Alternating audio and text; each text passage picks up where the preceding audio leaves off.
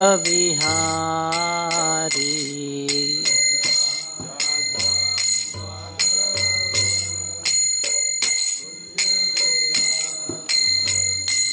जय गोपीजन वल्लभा गिरिवरधारी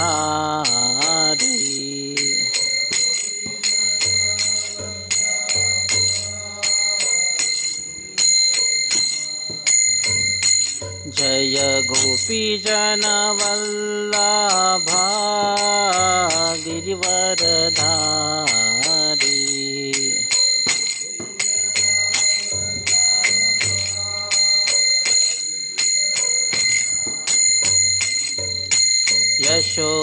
यशोदानन्दन व्रज जनरञ्जन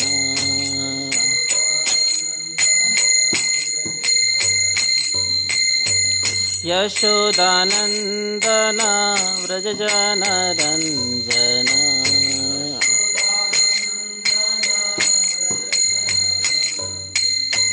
यमुना तीरावनचारी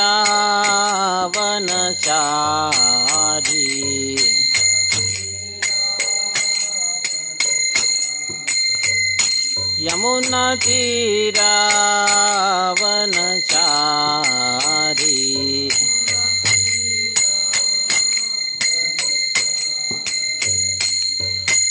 हरे कृष्णा कृष्णा कृष्णा हरे हरे हरे राम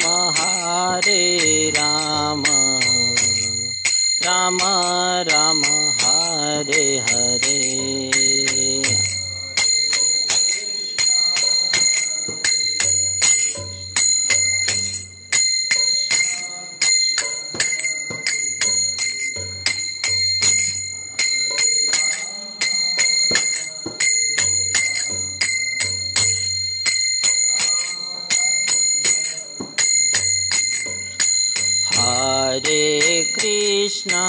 हरे कृष्णा कृष्णा कृष्णा हरे हरे हरे राम राम राम हरे हरे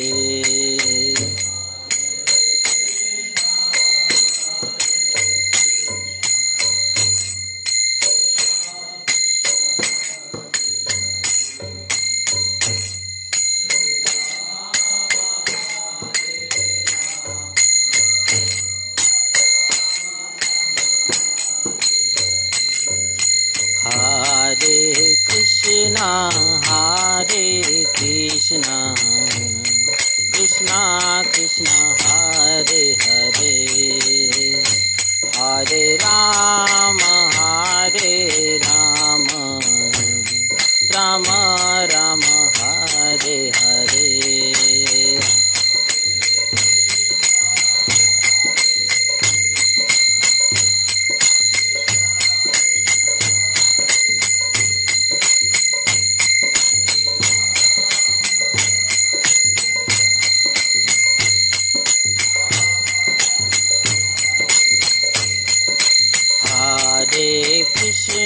हरे कृष्णा कृष्णा कृष्णा हरे हरे हरे राम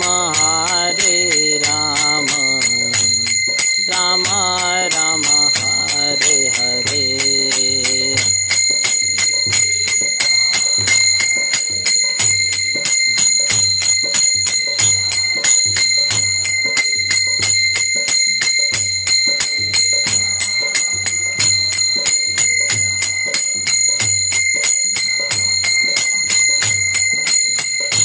हरे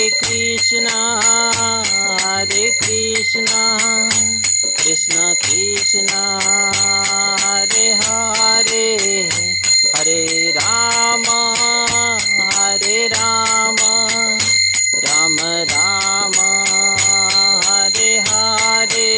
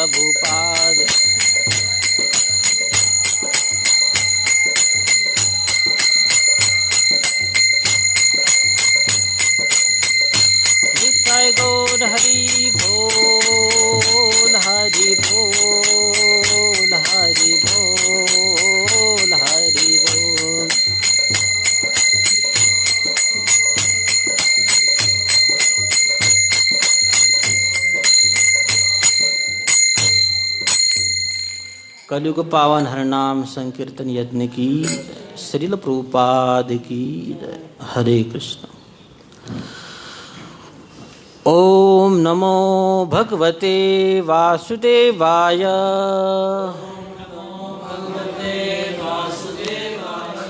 ओम नमो भगवते वासुदेवाय।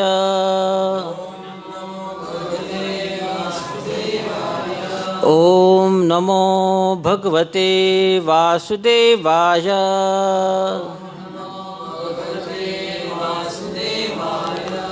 श्रीमद् भागवतम दशम स्कंद। यक्षों के साथ ध्रुव महाराज का युद्ध। श्लोक नंबर 16, 17, 18, 19। तो 16 को तात्पर्य नहीं है तो अनुवाद में सिर्फ पढ़ूंगा। धनु विस्पृजनम द्वियम द्विषताम खेदम उदहन अस्त्र ओघम वेदतम बाणे घन अनिकम एव अनिलम। अनुवाद। ध्रुव महाराज के धनुष्य बाण टंकार तथा फुत्कार करने लगे, जिससे शत्रुओं के हृदय में विषाद उत्पन्न होने लगा। वे निरंतर बाण बरसाने लगे, जिससे उनके विभिन्न हथियार वैसे ही तितर-बितर हो गए, जिस प्रकार प्रबल वायु से आकाश में एकत्र बादल बिखर जाते हैं। श्लोक नंबर 17। तस्य ते चाप निर्मुक्तम भित्वा वर्मानि रक्षसाम कायान आविशु तिग्मा अशन यथा। अनुवाद। ध्रुव महाराज के धनुष से छूटे हुए प्रखर बाण शत्रुओं के कवचों तथा शरीर में घुसने लगे, मानो स्वर्ग के राजा द्वारा छोड़ा गया वज्र हो, जो पर्वतों के शरीरों को छिन्न भिन्न कर देता है। अभी हम श्लोक गाएंगे। भल्ले संजिदमानानां शिरोभिश्चारु कुंडले उर्वी हेमताला भेदो उर्वी वलयव लघुभी हार केयर मुकुटेषु वुष्णी च महाधने आस्त्रतातारन भुवो रेजुवीर मनोहरा। भल्ले संजिदमानानां शिरोभिश्चारुकुण्डले उरुभिर्मतालवेधैर्वी वलयवलगुभिः दोर्भिवलयवलगुभिः हारकेयर्मुकुटे च उष्णे च महाधने आस्त्रतातारन भुवो रेजुवीर मनोहरा। भल्ले सज्जिदमानानां शिरोभास्वरकुण्डले उरुभिः मेतालेभे द्रौभिवलयवलगुभिः हारकेयुर्मुकुटेषु वुष्णी च महाधने आस्त्रतातारन भुवो रेजुवीर मनोहरा।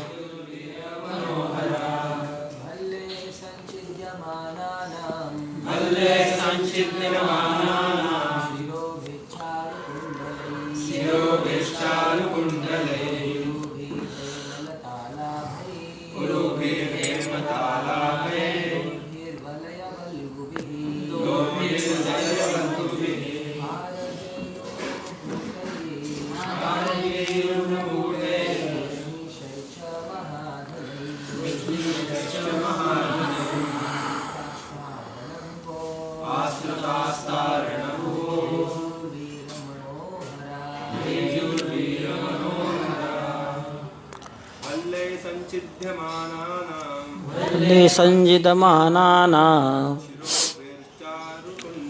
शिरोभिचारुकुण्डले वृभि हेमतलालभे दोर्भिवलयवल्लगुभिः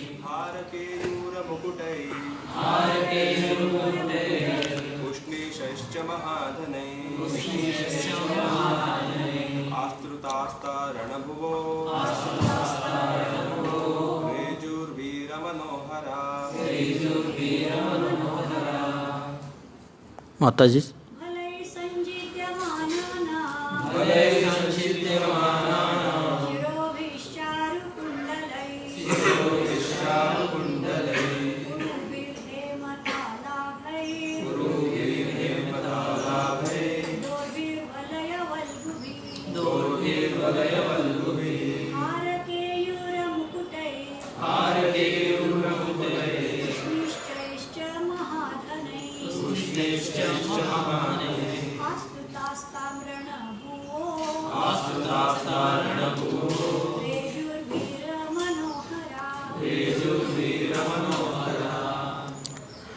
शब्दार्थ भल्ले बाणों से संजित मानाना खंड खंड हुए यक्षों के शिरों भी सिरों से चारु सुंदर कुंडले कान के कुंडलों से उर्वी जांघों से हेम तालाभे सुनहले ताड़ वृक्षों के समान दोर्भी भुजाओं से वलय वलगोभी सुंदर कंकनों से हारों से केयूर बाजूबंद मुकुट वुष्णि से पगड़ियों से च भी महाधने बहुमूल्य आस्त्रता आच्छादित ता वे रणभूमि रेजु चमकने लगे वीरों के मन को हरने वाले। अनुवाद और तात्पर्य श्रील प्रभुपाद द्वारा श्रील प्रभुपाद की अनुवाद। मैत्रेय मुनि ने कहा, हे विदुर, ध्रुव महाराज के बाणों से जो सिर छिन्न हुए थे वे सुंदर कुंडलों तथा पागों से अलंकृत थे। उन शरीरों के पांव सुनहरे ताड़ के वृक्षों के समान सुंदर थे। उनकी बाहुएं सुनहरे कंकनों तथा बाजूबंद से सुसज्जित थी और उनके सिरों पर सुनहरे मुकुट शोभा पा रहे थे। युद्ध भूमि में बिखरे हुए ये आभूषण अत्यंत आकर्षक लग रहे थे और किसी भी वीर के मन को मोह सकते थे। तात्पर्य, ऐसा लगता है कि उन दिनों सैनिक सुनहरे आभूषण पहनकर तथा कवच और पगड़ी पहनकर युद्ध करने जाते थे और जब वे मरते थे तो ये सारी वस्तुएं शत्रु सेना द्वारा लूट ली जाती थी। शरणाभूषित वर्दियों से सहित युद्ध में मरना सचमुच वीरों के लिए सुनहरे अवसर होता था।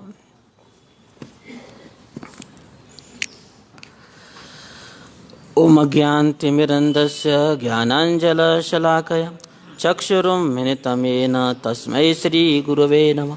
श्रीचैतन्यमनोभीष्टं स्थापितं येन भूतले स्वयं रूपा कदा मह्यं ददाति स्वपदान्तिकं।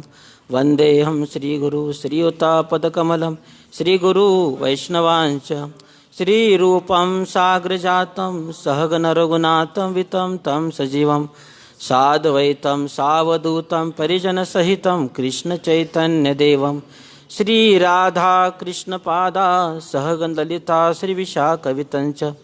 नमो विष्णुपदाय कृष्णपृष्ठाय भूतले श्रीमते भक्तिवेदांत स्वामिनीति नामिनि। नमस्ते सारस्वते देवे गौरवाणी प्रचारिणि निर्विशेष शून्यवादी पाश्चात्य देशतारिणि। जय श्री कृष्ण चैतन्य प्रभु नित्यानंद श्री अद्वैत गदाधर श्रीवासादि गौर भक्तवृंद। हरे कृष्णा कृष्णा कृष्णा हरे हरे हरे राम राम राम हरे हरे। ओम अपवित्र पवित्र वा सर्वसुतगतोऽपि वा यस्मरते पुनरिकाक्षं सभ्यवन्त शुचि। श्री विष्णु श्री विष्णु श्री विष्णु। हरे कृष्ण। हरे कृष्ण। तो सब भक्तों का हार्दिक स्वागत है आज के इस सुबह के भागवत कक्षा में। तो श्री प्रभुपाद गुरु महाराज और उपस्थित वैष्णव के आशीर्वाद की कामना करते हुए स्वयं की शुद्धि करने के लिए हम थोड़ा आज भगवान के बारे में चर्चा करेंगे।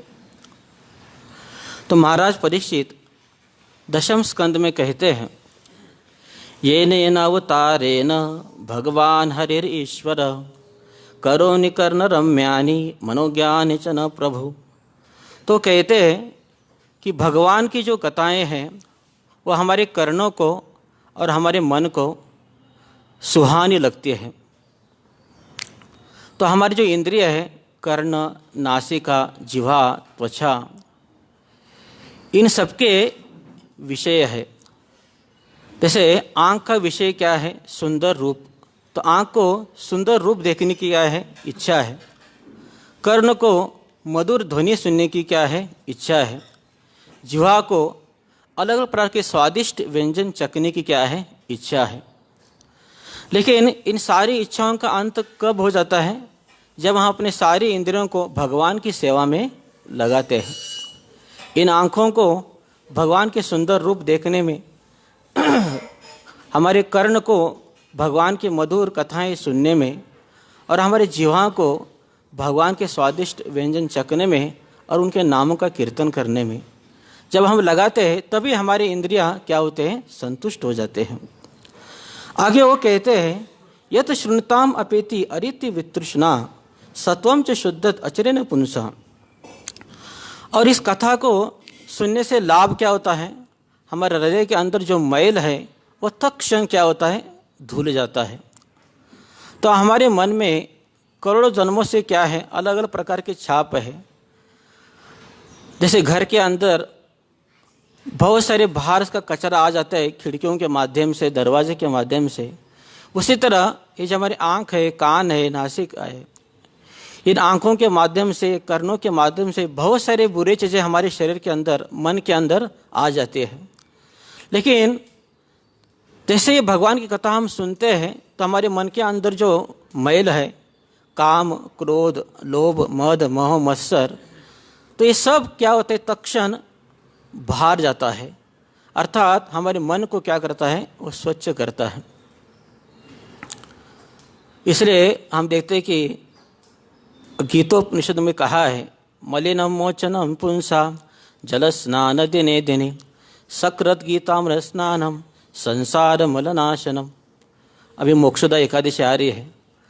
तो गीता महात्म्य में क्या बताया है कि हम स्नान करते हैं, हमारे शरीर को स्वच्छ कर रहे हैं, लेकिन हमारे मन को स्वच्छ करने के लिए क्या है? तो तुकाराम महाराज कहते हैं, नाही निर्मल मन मग काय करल साबन। तो हमारा मन निर्मल नहीं है तो कितने भी साबन से हम अंग घिसेंगे तो हमारा मन क्लीन होने वाला नहीं है। तो पानी से तो शरीर स्वच्छ होता है, लेकिन मन की शुद्धि करने के लिए क्या चाहिए? भगवान की कथाएं। तो भगवान की कथाओं का सुनने का लाभ क्या है? हमारा मन शुद्ध हो जाता है, मन को शांति भी देता है। और आगे वो कहते हैं, भक्ति हरो तत्पुरुषे च सख्यम तदेव हारम वदमन्ये सचेतम। तो भगवान के प्रति क्या होता है? अनुरक्ति उत्पन्न हो जाती है जब हम भगवान की कथाएं सुनते हैं, और धीरे धीरे संसार के प्रति जो आसक्ति है वो कम हो जाते हैं, और भक्तों के साथ क्या होते हैं? हमारी मैत्री स्थापित हो जाती है। हमने एक भजन सुना था, वो वैष्णव भजन नहीं है, तो लेकिन उस भजन में एक बहुत सुंदर बात बताई है। तो उस भजन में कहा है, जो तू मिटाना चाहे जीवन की तृष्णा, जो तू मिटाना चाहे जीवन की तृष्णा, सुबह शाम बोल बंदे कृष्ण कृष्ण कृष्ण। तो इस भजन में वो कहते हैं कि जीवन की तृष्णा हमको अगर मिटाना है तो निरंतर हमको क्या करना चाहिए? भगवान श्री कृष्ण का नामों का जप करना चाहिए। हरे कृष्णा कृष्णा कृष्णा हरे हरे, हरे राम राम राम हरे हरे। तो भगवान की हर कथा क्या है? बहुत ही सुंदर है, बहुत ही मधुर है, और उनके भक्तों की भी कथा भी क्या है? बहुत ही मधुर है। और इन सारे कथाओं में से ये है ध्रुव महाराज की कथा वो तो बहुत ही मधुर है, इतने मधुर है कि स्वयं चैतन्य महाप्रभु इसको 100 बार क्या करते थे, इसको सुनते थे। तो ध्रुव महाराज की कथा तो हम बचपन से सुनते आ रहे हैं, हमारे स्कूल में भी हम सुनते थे। तो पहले तो हम उनको ध्रुव बाड़ कहते थे, इस्कॉन में आने के बाद हम उनको ध्रुव महाराज कहने लगे। तो ध्रुव महाराज की कथा एक छोटे बच्चे की कथा दिखते हैं, लेकिन इसके हर एक प्रसंग से हम बहुत कुछ सीख सकते हैं। तो थोड़ा हम प्रयास करेंगे कि इनकी कथाओं के हर प्रसंग से हम क्या सीख सकते हैं। सर्वप्रथम ये सीख सकते हैं कि भक्ति करने के लिए कोई एज का रिस्ट्रिक्शन नहीं है। जैसे गाड़ी चलाना है तो 18 साल चाहिए, नौकरी करना है तो उसके लिए भी 18 साल चाहिए, शादी करने के लिए भी 18 साल पूरा होना चाहिए। लेकिन भक्ति करने के लिए 18 साल ऐसा कोई रिस्ट्रिक्शन नहीं है। कौमारम आचरितो प्राज्ञो धर्मान भागवतनिह। तो प्रहलाद महाराज ने कहा है कि बचपन से हमको क्या करना चाहिए, भगवान का भजन करना चाहिए। लेकिन सामान्यतः इस संसार के लोग कहते हैं कि भक्ति तो हमको कब करना चाहिए, बुढ़ापे में करना चाहिए। जैसे अभी मैराथन चल रहा है तो हम किसी को भगवद गीता देने जाते हैं, वो कहते हैं अरे ये क्या उम्र है हमारे भक्ति करने की, ये गीता क्या अभी पढ़ने की नहीं, हम रिटायर्ड होने के बाद क्या करेंगे, इसको पढ़ेंगे, अभी हम इसको नहीं पढ़ेंगे। तो अभी हम क्या करेंगे, अभी हम एंजॉय करेंगे, डिस्को डांस करेंगे, दारू पियेंगे, शराब पियेंगे, गुटखा खाएंगे, हाँ बहुत सारी पार्टियां करेंगे। तो वो कहते हैं ये करने में क्या है, आनंद है। तो जीवन किसके लिए है, एंजॉय करने के लिए। ये जवानी है दीवानी, 4 दिन की पूरी चांदनी है, बाकी सब काली रात है। तो बाद में हमको मिलेगा नहीं आनंद करने के लिए, इसलिए अभी हम क्या करेंगे, एंजॉय करेंगे। बूढ़ा होने के बाद कौन दारू के लिए पैसा देगा फिर। देशी घ्या विदेशी घ्या आणि ती नाही मिळत तर गावठी घ्या। तो लोग कहते हैं कि ये करने से हमको क्या मिलेगा, एंजॉय। लेकिन एंजॉय में क्या एंजॉय करना है वो भी उनको पता नहीं। जहर खा रहे हैं और कहते हैं कि हम क्या करेंगे, एंजॉय करेंगे। तो अभी 31 दिसंबर आ रहा है, तो अभी नए साल की शुरुआत अभी सब लोग इसी से ही करने वाले हैं। रात को एंजॉय करेंगे, सुबह गटर से उनका नया साल चालू हो जाएगा। तो लोग कहते हैं कि बुढ़ापे में हम भक्ति करेंगे, लेकिन क्या हम बूढ़ा होने तक जीने वाले हैं, ऐसे कुछ गारंटी है क्या हमारी। 10 साल में, 20 साल में, कोई 25 साल में, कोई 60 साल में मृत्यु कभी भी आ सकती है। और भले हम बूढ़ा होने तक जिंदा भी रहेंगे, लेकिन क्या हमारा शरीर साथ देगा भगवान का भजन करने के लिए। आंखों की रोशनी कम हो जाती है, पढ़ने को नहीं होता, कमर में दर्द, हर बॉडी के हर पार्ट में क्या होता है, दर्द चालू हो जाता है, कानों को सुनने को नहीं होता। इस परिस्थिति हम क्या भगवान का भजन करेंगे। और पहले ज़माने में जो वृद्ध व्यक्ति थे वो बुढ़ापे में बहुत चिंता करते थे, कोई मेरे को देखता नहीं, कोई पूछता नहीं। लेकिन आजकल उनको कुछ चिंता नहीं है, क्योंकि अभी मोबाइल आ गया, उसमें वो रम जाते हैं। अभी लोग ऐसे में भी कुछ चिंता नहीं उनको, उधर भी मोबाइल में आनंद लेते हैं, मृत्यु का भी कुछ भय नहीं रहा है। तो इसलिए इस तरह देखते हैं कि वैसे तो भक्ति कौन से भी उम्र में कर सकते हैं, लेकिन अगर जीवन की शुरुआत में हम करेंगे तो बुढ़ापे में भी हम आसानी से कर सकते हैं। कौमारम आचरितो प्राज्ञो धर्मान भागवतन। यह तो प्रहलाद महाराज बचपन से हमको भक्ति करने के लिए बोल रहे हैं। क्यों? क्योंकि हम मनुष्य जन्म क्या है, दुर्लभ है। और जब मनुष्य जन्म है वो भी क्या, तदअपि ध्रुव अर्थम, वो मृत्यु कभी भी आ सकती है। इसलिए वो कहते कि 5 साल की उम्र से हमको क्या करना चाहिए, भक्ति करना चाहिए। वैसे तो 5 साल बोला है, लेकिन कोई 25 साल में आया, अभी कोई 30 साल में आया है। तो ऑलरेडी हम सब क्या है, हमारी गाड़ी लेट चल रही है। तो हम समझ सकते हैं कि हमको अभी कितना प्रोग्रेस करना पड़ेगा। 100 साल की उम्र बताते प्रहलाद महाराज, लेकिन आधा साल 50 साल सोने में चला जाता है। तो पहले के 10 साल बच्चों में खेल कूद में चला जाता है, आगे के 10 साल पढ़ाई में जाता है। तो 20 साल गए तो 30 साल हमारे पास बचता है, अगर 100 साल गिना तो 30 साल में अगर किसी को जीवन परिपूर्ण करना है तो कर सकता है। इस तरह हम देखते हैं कि हमारे पास जीवन बहुत ही क्या है, कम है।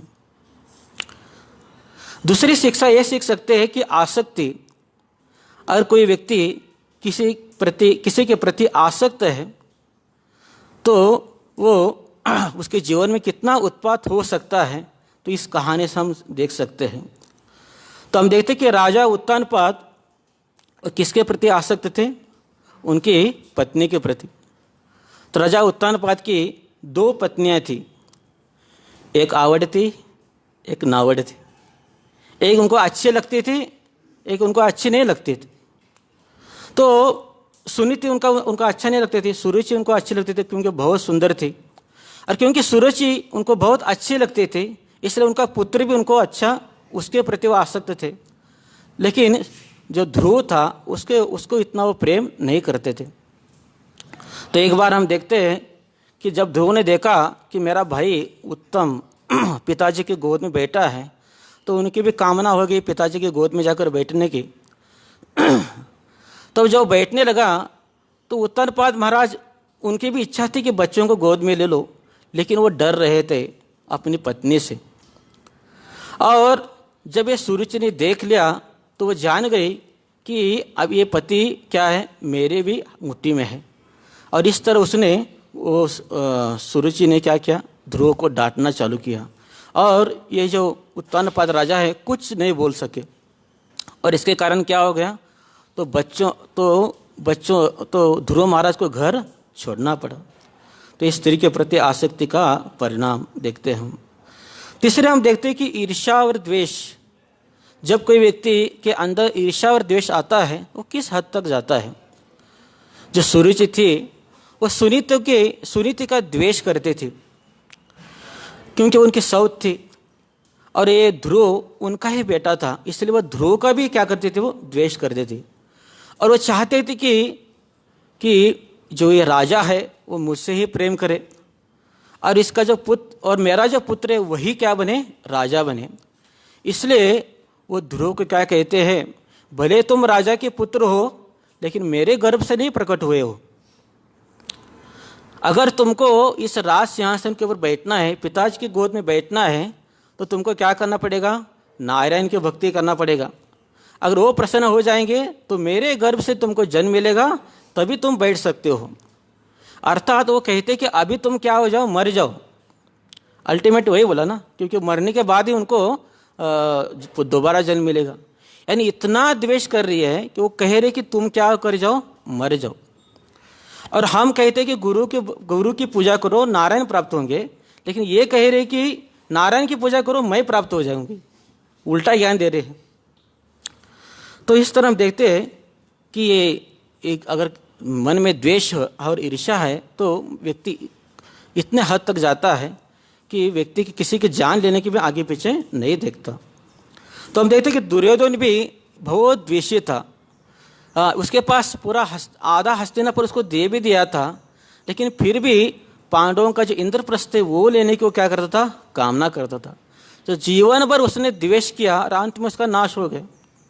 तो ऐसा कहते हैं कि द्वेष, ईर्ष्या और द्वेष कैसे है, ये कोयले के, जलते हुए कोयले के समान है। अगर उसको हम हाथ में रखेंगे, जितना देर रखेंगे उतना देर क्या हो जाएगा, हमारा हाथ क्या हो जाएगा, जल जाएगा। तो इस तरह हमारे अगर हृदय में द्वेष किसी के प्रति है, ईर्ष्या है, तो अंदर से वो हमको क्या करेगा, खा डालेगा। चौथा उपदेश ये हम सुनीता माता से समझ सकते हैं। जब ध्रुव रोते रोते अपनी माँ के पास आया तो सुनीता माता ने एक ही शब्द कहा उसको, देखो पुत्र, मैं तुम्हारा दुख दूर नहीं कर सकती। तुम्हारा दुख दूर करने वाली एक ही व्यक्ति है, वो है भगवान श्री कृष्ण। तो इस संसार में हम देखते हैं हमारे जीवन में जो दुख आता है, कष्ट आता है, तो हमारे माता पिता भी हमारा दुख दूर नहीं कर सकते, या पिता भी अपने पुत्र का भाग्य बदल नहीं सकता। भले माता पिता डॉक्टर हो, लेकिन कभी कभी उनका बच्चा भी क्या होता है, मर जाता है। भागवत में कहा गया है, प्रहलाद महाराज कहते हैं कि माता पिता बच्चों का इतना अच्छा ख्याल रखते हैं, लेकिन ख्याल रखने के बाद कभी कभी बेटा मर जाता है। डूबते हुए नावों को भी कोई बचा नहीं सकता। इस तरह हम किसी को सुखी नहीं कर सकते। सुखी करने वाले एक ही है, वो है भगवान श्री कृष्ण। इसलिए वो कहते कि जब जीवन में कष्ट आए, दुख आए, तो हमको भगवान श्री कृष्ण के क्या करना चाहिए, शरण लेना चाहिए।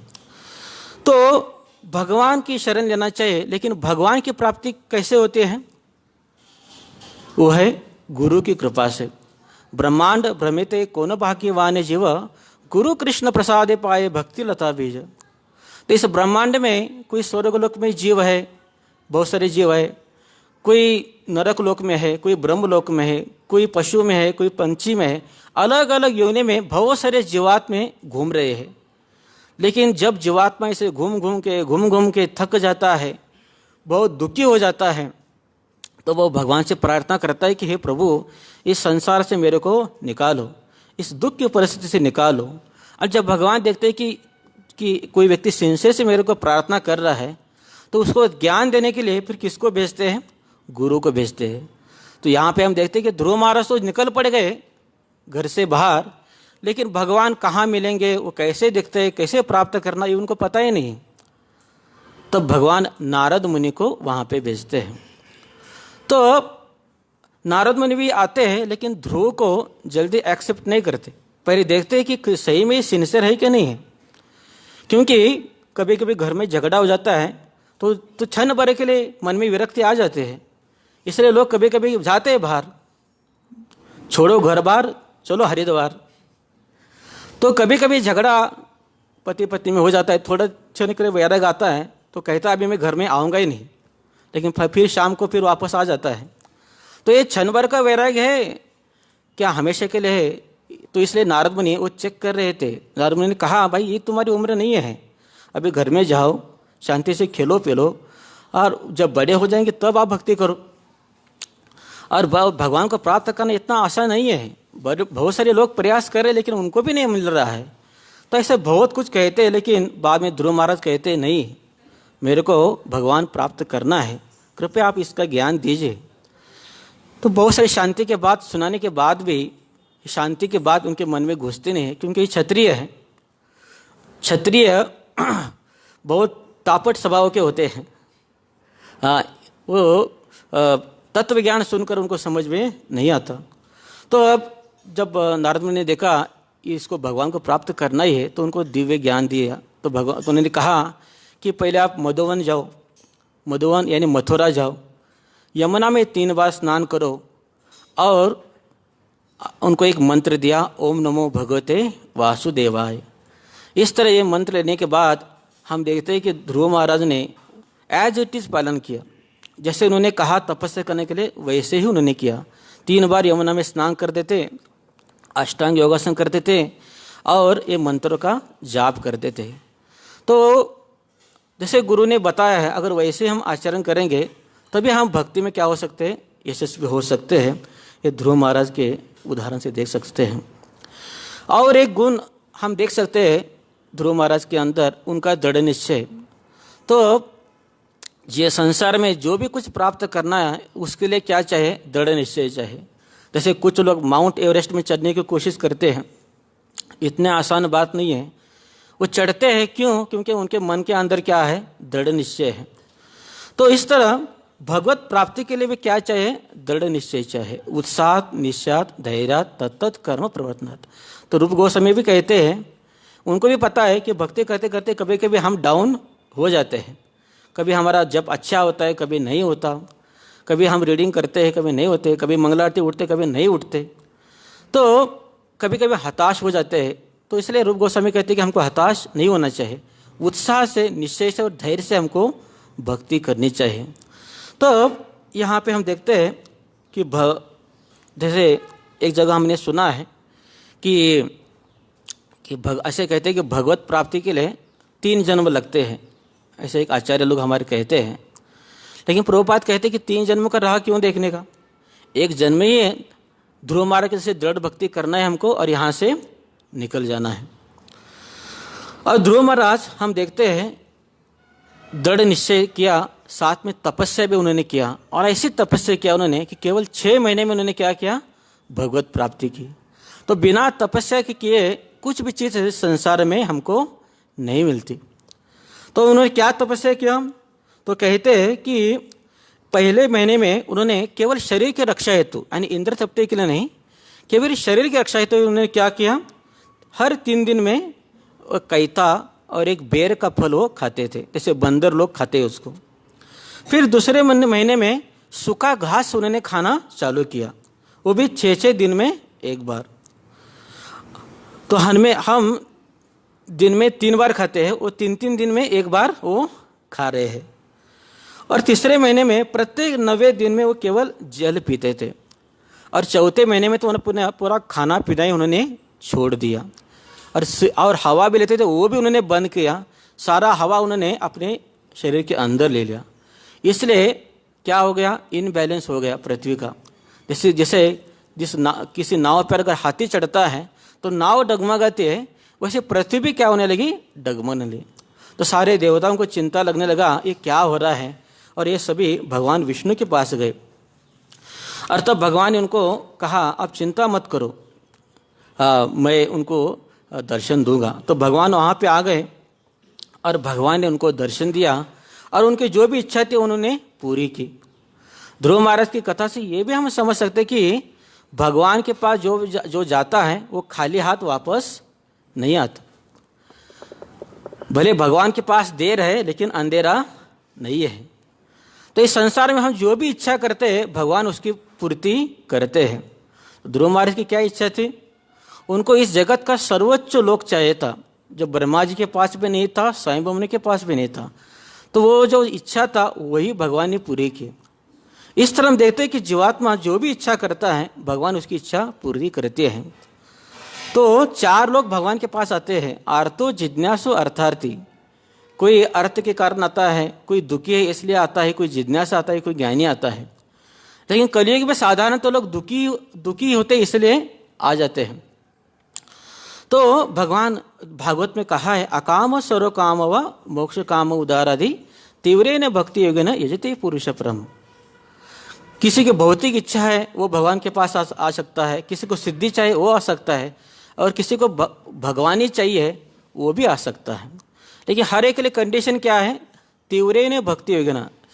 कुछ भी चाहिए लेकिन उसके लिए क्या करना चाहिए, हमको तीव्र भक्ति चाहिए। और 9वीं शिक्षा ये मिलती है कि भगवान के पास जाकर हमको भौतिक चीज़ें नहीं मांगनी चाहिए। जैसे हम देखते कि ध्रुव महाराज को सब कुछ मिल गया, जो वो चाहते थे सब कुछ मिल गया, लेकिन ध्रुव महाराज फिर भी निराश थे। काचन विचिन्न पे दिव्य रत्नम वरम नियाचे। ध्रुव महाराज कहते हैं कि हे भगवान आपका दर्शन हो गया, उससे से मैं क्या हो गया, तृप्त हो गया। मैं तो कांच ढूंढने आया था, मेरे को क्या मिल गया, हीरा मिल गया। इस तरह हम देखते हैं कि तो ये सब प्राप्त होकर भी, सर्वोच्च लोक प्राप्त होकर भी ध्रुव महाराज के लिए प्रसन्न नहीं थे। ध्रुव महाराज सोचते थे अगर मैं डायरेक्ट भगवान को ही मांगता तो अभी मैं भगवान के धाम जा सकता था, लेकिन मैंने भौतिक कामना की, अभी मुझे इसी संसार में रहना पड़ेगा। इसलिए हम देखते हैं कि ध्रुव महाराज को 36,000 वर्ष कहाँ रहना पड़ा, इधर ही रहना पड़ा। तो चैतन्य महाप्रभु कहते हैं कि कृष्ण कहे आमा भजे मागे विशेष सुख, अमृत छाड़ी विश्व मागी यही बड़ा मूर्ख। कृष्ण कहते हैं, भगवान कहते हैं ये मेरा भजन कर रहा है, लेकिन ये कहता क्या है, मेरे को 10वीं पास कर दो, मेरे को नौकरी दे दो, IIT में मुझे एडमिशन दे दो। तो ये भौतिक कामना कर रहा है। मैं इसको कृष्ण प्रेम देना चाहता हूँ, वैकुंठ लेके जाना चाहता हूँ, लेकिन ये क्या कर रहा है, इस संसार की छोटी छोटी चीज़ें मांग रहा है। भगवान हमारा भार दूर करना चाहते हैं, हम फिर से एक एक भार हमारे ऊपर रखना चाहते हैं। तो एक एक इच्छाएं की कामना करना मतलब क्या, हमारे सर पर हम क्या कर रहे, एक एक भार रख रहे हैं, एक एक बंधन हम बांध कर रख रहे हैं। तो ये इच्छाएं हमको इसी संसार में क्या करेगी, बांध के रखेंगी। अगर हम घर की कामना करेंगे तो इसी घर में हमको इधर ही रहना पड़ेगा, पत्नी मांगेंगे, बच्चे मांगेंगे तो इधर ही रहना पड़ेगा। तो इस तरह हम देखते हैं संसार की कुछ कामना करेंगे तो इधर ही रहना पड़ेगा। इसलिए आचार्यगण कहते हैं हमको भगवान ही मांगना चाहिए। जिस तरह अर्जुन ने कृष्ण को ही मांगा, दुर्योधन ने नारायण से ना मांगा, तो हमको भगवान को ही मांगना चाहिए। लेकिन भगवान भी बहुत होशियार है, वो कहते हैं स्वचरणामृत विषय भुलाया, आमी विज्ञ यही मूर्ख विषय नहीं देवा। ये तो मूर्ख है, लेकिन मैं तो क्या हूँ, मूर्ख नहीं हूँ। तो मैं अपने भक्तों को क्या दूंगा, स्वचरणामृत देता हूँ और विषयों को भुला देता हूँ। तो कभी कभी हम भौतिक कामना लेकर भगवान के पास जाते हैं, लेकिन जैसे हम भक्ति करते हैं तो क्या होता है, तो हमारी भौतिक कामना भी क्या होता है, नष्ट हो जाता है। और हमको अंत में समझ में आता है कि भाई हमारे जीवन का लक्ष्य क्या है, भगवत प्राप्ति।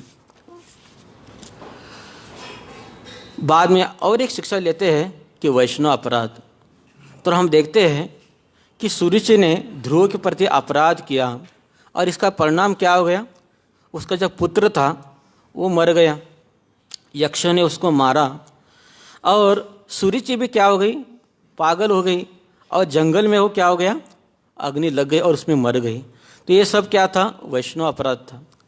कौरवों ने द्रौपदी के प्रति अपराध किया, सारे उनके कुल का क्या हो गया, नाश हो गया। तो हमारे आचार्यगण कहते हैं ये वैष्णव अपराध कैसे है, पागल हाथी के जैसा है। जब हाथी नॉर्मली बहुत डेंजर होता है, अगर पागल हो गया तो अगर बगीचे में घुसता है तो सारा बगीचा क्या करता है, नष्ट कर जाता है। उसी तरह ये वैष्णव अपराध ये हमारे भक्तियों को क्या करते हैं, उसे भक्ति नष्ट नहीं होती लेकिन थोड़े देर के लिए पॉज हो जाती है। जैसे कभी कभी कंप्यूटर हैंग हो जाता है, काम नहीं करता, उसी तरह हमारे भी क्या होता है, भक्ति रुक जाती है। आगे हम देखते हैं कि ध्रुव महाराज को जब पता चला कि उनके भाई को एक यक्षों ने क्या किया है, मारा है, बहुत क्रोधित हो गए, आग बबूले हो गए और बदला लेने के लिए चल पड़े। कभी कभी प्रश्न आता है कि ये वैष्णव है तो इतना गुस्सा क्यों कर रहे हैं, इतने क्रोधित क्यों कर रहे हैं। तो जब हम बुक वितरण करने जाते हैं, एक बार हमने जो बुक स्टॉल लगाया था तो एक आ गया लड़का, तो वो बुक देख रहा था, मैंने उनको अजयमेल का बुक दिखाया और कहा देखो ये बुक, हरिनाम की महानता बताया उसको, हरिनाम लेने से सारे पाप हमारे क्या होते हैं, नष्ट हो जाते हैं। ऐसे उनको बताया, लेकिन वो बहुत सारे आर्गुमेंट करने लगा। वो कहने लगा ये क्या बात है, पाप करो और हरिनाम ले लो, ये तो बहुत गलत बात लिखा है आपके ग्रंथों में। तो ऐसे बहुत कुछ बोलने लगा, तो मुझे क्रोध आ गया। लेकिन जब क्रोध आया तो वो कहने लगा देखो आप भक्त है, आप क्रोध नहीं करना चाहिए। यानी उकसाते हैं लेकिन कहते हैं क्रोध नहीं करना चाहिए। तो लोग देखते हैं कि लोगों को लगता है कि भक्त मतलब बहुत शांत होना चाहिए, भले हम उनको गाली दें। तो अब हम देखते कि भक्तों की भी क्रोध आ जाता है, क्योंकि उनकी भी क्या है, भावनाएं हैं। अर्जुन ने सारी गीता पढ़ी लेकिन फिर भी रो रहे। तो भक्त मतलब कठोर पत्थर जैसा हृदय उनका नहीं होता, उनको भी भावनाएं होती है। लेकिन ऐसा कहते कि हमारे जो भक्तगण होते हैं अपना क्रोध का उपाय जो होता है भगवान की सेवा में लगाते हैं। जैसे हम देखते हैं कि हनुमान को भी क्रोध आ गया, पूरी लंका को उन्होंने क्या किया, जलाया, भगवान की सेवा में लगाया। तो ध्रुव महाराज को भी क्रोध आ गया, उन्होंने बदला लेने की ठान ली, क्योंकि वो राजा है, वो अपने कर्तव्य निभा रहे थे। तो राजा का कर्तव्य क्या होता है, प्रजा की रक्षा करना और अपराधी को दंड देना। तो यक्षों को दंड देना जरूरी था, इसलिए वो दंड देने के लिए चले। तो देखते हम कि वो जब गए अलकापुरी तो वहाँ पे बहुत सारे राक्षसगण थे, राक्षस मत नहीं, भूत प्रेत उन्होंने देखा, और यहाँ पे बहुत सारे यक्षगण भी थे। तो शंकराचार्य प्रभु ने बताया यक्ष लोग कितने पावरफुल होते हैं। तो यक्षगण बहुत ही शक्तिशाली होते हैं, और ऐसा वो कहते हैं कि मानव के ज़्यादा से ज़्यादा उनको क्या होते हैं, शक्ति होती है, और उनकी पूजा करने से बहुत सारे हमको हेल्प करते हैं। लेकिन जब पूजा बंद करेंगे तो जितना दिया है उतना वापस भी लेते हैं। जैसे हमारे गांव में एक व्यक्ति इलेक्शन के लिए खड़ा था और हमारे गली में सबको उसने टीवी बांटा, लेकिन किसी ने उसको वोट दिया ही नहीं, वो हार गया। बाद में सबके घर में जाकर उसने टीवी वापस ले लिया। तो यक्ष लोग भी ऐसी है, उनकी पूजा करेंगे बहुत कुछ देंगे, लेकिन पूजा नहीं करेंगे तो सब कुछ क्या करेंगे, वापस लेंगे। हाँ, और प्रभु जी कह रहे थे कि वो पेड़ के ऊपर रहते हैं, बरगद पीपल के पेड़ के ऊपर रहते हैं, इसलिए रात को हमको उधर सोना नहीं चाहिए, न तो हमको क्या करता है, वो तकलीफ देता है। और प्रभु जी ये भी कह रहे थे कि यक्ष तो डेंजर है, लेकिन उनकी पत्नियां उससे ज़्यादा डेंजर है। यक्षिणी दिखने में बहुत सुंदर होते हैं, लेकिन अगर हमको दिख भी जाए तो उनको आई लव यू नहीं कहना चाहिए, क्योंकि वो अगर गले में पड़ गई वो कभी हमको छोड़ेगी नहीं है। वो पूरा जीवन भर गुलाम उसको बना देते हैं। तो प्रभु जी ये भी कह रहे थे कि 8 यक्षिणियाँ हैं, उसमें से एक अच्छी है, उसका नाम है नटी। तो हम पहले से सुनते आ रहे हैं नट नटी, तो उसमें शायद यही से नाम उनको आया है नटी। तो कहते हैं कि अगर कोई तपस्या कर रहा है उसके तपस्या में अगर विघ्न आती है, ये उनको हेल्प करते हैं। तो विश्वामित्र को भी उन्होंने हेल्प किया, प्रभु जी बोल रहे थे। तो विश्वामित्र ने देखा पहले मेनका आ गई, तो बाद में वो चली गई, बाद में रंभा आ गई। तो उन्होंने देखा क्या चल रहा है, हाँ एक के बाद एक माता जा रहे हैं, अभी मेरे को काटा से निकालना पड़ेगा। तो उन्होंने और एक काटा लाया, वो भी माता जी, वो नटी। तो जब नटी आ गई तो इनके तपस्या में विघ्न नहीं आए। तो यक्ष लोग बहुत ही उन प्रभु जी कह रहे थे कि बहुत ही शक्तिशाली थे और आम आदमी को दिखते नहीं हैं, हर एक को दिखते नहीं, जो बहुत ही कुछ क्वालिफाइड होगा उसको देखते होंगे। तो इससे इस तरह हम देख सकते कि ध्रुव महाराज भी क्वालिफाइड थे, इसलिए वो यक्षों को देख पा रहे थे। तो यक्षों के साथ उनका घमासान युद्ध हो गया और अकेले ध्रुव महाराज थे, लेकिन यक्ष लोग कितने थे, बहुत हजारों लाखों थे, सभी उनके ऊपर टूट पड़े। बहुत सारे धनुष बाण, बहुत सारे बाण उनको बौछार उनके ऊपर हो रही थी। कुछ यक्ष लोग उनके ऊपर मायावी शस्त्र फेंक रहे थे, लेकिन ध्रुव महाराज के ऊपर भगवान की कृपा थी, साधु संतों की कृपा थी, इसलिए ये मायावी अस्त्र उनके ऊपर कुछ काम नहीं कर पाए। बल्कि ध्रुव महाराज ने क्या किया, इतना घमासान उनको युद्ध किया, बहुत सारे यक्षों को उन्होंने क्या किया, मार डाला। और ध्रुव महाराज का पराक्रम देखकर बाकी यक्ष लोग भी उनका गुणगान करने लगे। लेकिन धीरे धीरे यक्ष लोग बहुत मर रहे थे, तभी उनके दादाजी यानी स्वयंभू मनु आए और उन्होंने कहा देखो इतना युद्ध मत करो, एक किसी यक्ष ने मारा है, आप इतने सारे यक्षों को मार रहे हो, ये तो आपके लिए ठीक नहीं है। आपको तो आपने तो बचपन में ही भगवान का दर्शन किया है, आपको ये आचरण ठीक नहीं है। तभी ऐसा कहने के बाद ध्रुव महाराज युद्ध करना बंद कर देते हैं। तो आज के तात्पर्य में कहा है और अनुवाद में भी कहा है कि जब युद्ध ये लोग खेल रहे थे तो सैनिकों ने अपने गले में क्या पहना था, बहुत सारे सोना हीरे जवाहरात पहना था। तो पहले ज़माने में जो राजा लोग युद्ध करते थे तो उनका रथ भी क्या होता था, सोने का होता था, उनका मुकुट भी सोने का होता था, बाजूबंद सोने का होता था, गले में सब गहने सोने के होते थे। फिर उनके जो घोड़े के ऊपर जो कुछ कुछ रखते हैं वो भी सब क्या होता था, सोने का होता था। इस तरह पूरा सज धज कर, जिएंगे तो शान से, मरेंगे तो शान से, तो पूरा सज धज कर वो लोग आते थे। एक्चुअली क्षत्रियों को तो युद्ध करना मतलब उनको खुजली के समान था। जैसे किसी को कोई बहुत पेटू है, उसको खाना मतलब वो खाने के लिए हमेशा रेडी रहता है। तो क्षत्रिय लोग तैयारी रहते हैं कि कब हम युद्ध करेंगे, तो पूरे सज धज कर आते थे युद्ध करने के लिए। और ऐसा हम देखते कि पहले ज़माने में शायद सोने की कमी नहीं थी, इसलिए लोग सोने के प्लेट में भी क्या करते थे, खाते थे। और बहुत कुछ आनंद का न्यूज़ आता था तो अपने दासियों को भी वो सोने का हार ऐसे ही वो दे देते थे। तो पहले ज़माने में इतना सोना कैसे होता था, आजकल तो दिखने को भी नहीं मिलता। तो पहले ज़माने में सब लोग भगवान का भजन करते थे, धर्म के मार्ग पर चलते थे, इसलिए पृथ्वी माता सब कुछ उनको प्रदान करती थी। जैसे पृथु महाराज की कहानी में हम देखते हैं, पृथ्वी माता ने सब कुछ अंदर खींच लिया था, ना अनाज था, ना खनिज थे, ना स्वर्ण था, कुछ नहीं था। तो पृथ्वी माता इसका कारण बताती है क्योंकि प्रजागण उस जमाने में वो भगवान का भजन नहीं कर रहे थे, धर्म का पालन नहीं करते, इसलिए उन्हें सारे चीज़ें जो आवश्यक है मनुष्य के लिए वो सब अंदर लिया था। तो पहले ज़माने में लोग भगवान का भजन करते थे, इसलिए समुद्र सारे रत्नों को किनारे पार कर रख लेता था। पर्वत के अंदर से बहुत खनिज आ जाते थे, पृथ्वी माता से बहुत सारा अनाज आ जाता था।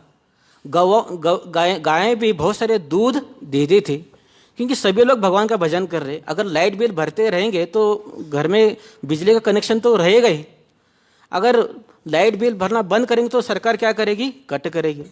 तो कलयुग में सरकार अभी सभी कट कर रही है, यानी पृथ्वी माता, क्योंकि भगवान सब कनेक्शन कट कर रहे हैं, क्योंकि कोई भगवान का भजन नहीं कर रहा है। इसलिए गाय भी दूध सिर्फ क्या कर रही है, एक तांबे ही दे रहे हैं। इतना खाते इतना पानी पीते लेकिन दूध उतना ही मिलता है। खेती इतना करो, लेकिन अनाज निकालने का समय आता है, उसी समय बारिश हो जाता है, पूरा अनाज खत्म हो जाता है।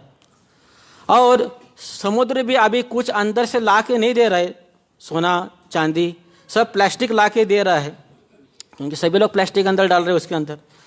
पर्वतों से सब चूहे बाहर आ रहे हैं, उसके अंदर भी कुछ रहा नहीं, क्योंकि पेड़ लोग सब काट रहे हैं। इस तरह हम धर्म का पालन नहीं कर रहे, इसलिए पृथ्वी माता हमको अभी कुछ नहीं दे रही है। यहाँ पे हम देख रहे कि सोना बिना पहनकर लोग कहाँ जा रहे हैं, युद्ध क्षेत्र में जा रहे हैं। हम नॉर्मल भी पहनकर बाजार में नहीं जा सकते। क्यों? क्योंकि चोरों का डर है। हाँ, जैसे हम देखते हैं एक स्टेशन पे एक माता जी क्या हो, खिड़की को सर रखकर सो रहे थे, तो उसका कुंडल बाहर घूम रहा था, तो एक चोर उसको ही देख रहा था। जैसे ट्रेन जाने लगी, उसने सिर्फ कुंडल को पकड़ा, ट्रेन आगे गई और कुंडल उसके हाथ में आ गया। तो उनका क्या हो गया, कान फट गया उनका। एक न्यूज़ में सुना हमने, एक स्त्री थी, उसके पाँव में 1-1 लाख के कंडा थे चांदी के, और वो खेत में काम करने के लिए गई, तो किसी ने उसको बहुत से चाकू से उसको वार कर दिया। बाद में वो कंडा निकालने का कोशिश किया, लेकिन कंडा निकल ही ना रहा था। फिर उसने 2 पैर भी काट दिया। इस तरह हम देखते हैं कि कलयुग में सोना पहनना भी कितना खतरनाक हो गया है। गले में पहनेंगे तो गला क्या हो जाएगा, हमारा कट जाएगा। कान पहनेंगे तो कान कट जाएगा। नाक पहने तो नाक शूर्पणखा हो जाएगा। तो इस ज़माने में सोना पहना मतलब बहुत ही क्या है, डेंजर है। लेकिन पहले ज़माने में हम देखते हैं कितने आनंद से लोग सोना बिना पहन कर जाते थे। और इस तरह युद्ध में क्या हो जाता था, जब कोई हारता था, तो जो जीतता होता राजा था, वो सारा सोना वो वापस अपनी राजधानी लेके जाते थे। विराटनगर में भी जब आक्रमण किया कौरवों ने, तो उत्तरा ने कहा था अर्जुन को, आते समय कौरवों के मैंने सुना है कि बहुत अच्छे वस्त्र पहनते हैं, तो वो मेरे को चाहिए। तो हम देखते कि अकेले अर्जुन ने सारे कौरवों को हराया। और जब वे बेशुद्ध बन गए सारे कौरव, तो उनके अंग के ऊपर उन्हें क्या क्या जो वस्त्र था वो सब वस्त्र लेके आए। तो पहले ज़माने में ऐसा होता था, जो राजा जीतता था तो सारा उनका सोना बिना वो सब क्या करते थे, लेके जाते थे। अंत में हम देखते हैं, आगे जाकर हम देखते हैं कि ध्रुव महाराज भगवान की कृपा से उनको 36,000 वर्ष तक यहाँ पे उन्होंने क्या किया, राज्य किया, धर्म अर्थ काम ये सब कार्य किया। अभी अंतिम था मोक्ष, भगवान की प्राप्ति। उसके लिए उन्हें वो बद्रिकाश्रम चले गए। तो बाद में उन्होंने तपस्या किया, बद्रिकाश्रम में जाकर उनको लेने के लिए वैकुंठ का विमान आ गया। तो उन्होंने ऋषि मुनि को नमस्कार किया। फिर वो जस्ट उसके अंदर चढ़ गए। चढ़ने के पूर्व काल आ गया, लेकिन काल के सर के ऊपर पाँव रखकर उसके अंदर वो चढ़ गए। यानी इससे ये भी पता चलता है कि जो भगवान के भक्त होते हैं काल को भी क्या करते हैं, परास्त करते हैं।